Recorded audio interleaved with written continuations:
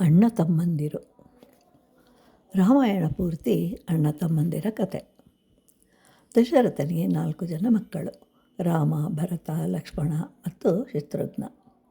ರಾಮ ಧರ್ಮಕ್ಕೆ ಸಂಕೇತ, ಭರತನು ಅರ್ಥಕ್ಕೆ ಸಂಕೇತವಾದರೆ ಲಕ್ಷ್ಮಣ ಕಾಮಕ್ಕೆ, ಶತ್ರುಘ್ನನು ಮೋಕ್ಷಕ್ಕೆ ಸಂಕೇತ.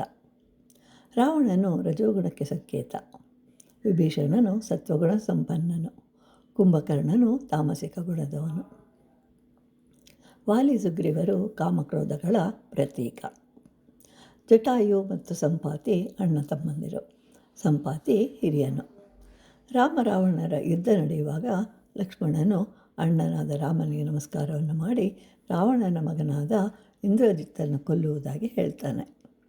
ಈ ದಿನ ಯುದ್ಧ ಮುಗಿಯಬೇಕು, ನಾನು ಅಥವಾ ಇಂದ್ರಜಿತ್ ಒಬ್ಬರೇ ಉಳಿಯಬೇಕು ಅಂತ ಹೇಳಿ ಯುದ್ಧದಲ್ಲಿ ತನ್ನ ಬಳಿ ಇದ್ದ ಎಲ್ಲ ಬಾಣಗಳನ್ನು ಬಿಟ್ಟನು. ಆದರೆ ಇಂದ್ರಜಿತ್ತನ್ನು ಕೊಲ್ಲಲು ಸಾಧ್ಯವಾಗಲಿಲ್ಲ. ಕೊನೆಗೆ ಸಾಮಾನ್ಯವಾದ ಬಾಣವೊಂದನ್ನು ತೆಗೆದುಕೊಂಡು ಹಣೆಗೆ ಇಟ್ಟು, ರಾಮನು ಧರ್ಮಾತ್ಮನು, ಸತ್ಯಸಂಧನು, ದಶರಥನ ಮಗನೇ ಆಗಿದ್ದರೆ, ಶೂರನೇ ಆಗಿದ್ದರೆ ಈ ಬಾಣವು ಇಂದ್ರಜಿತ್ನನ್ನು ಕೊಲ್ಲಲಿ ಅಂತ ಹೇಳಿ ಬಾಣವನ್ನು ಬಿಟ್ಟಾಗ ಇಂದ್ರಜಿತ್ತನು ಮರಣ ಹೊಂದಿದನು.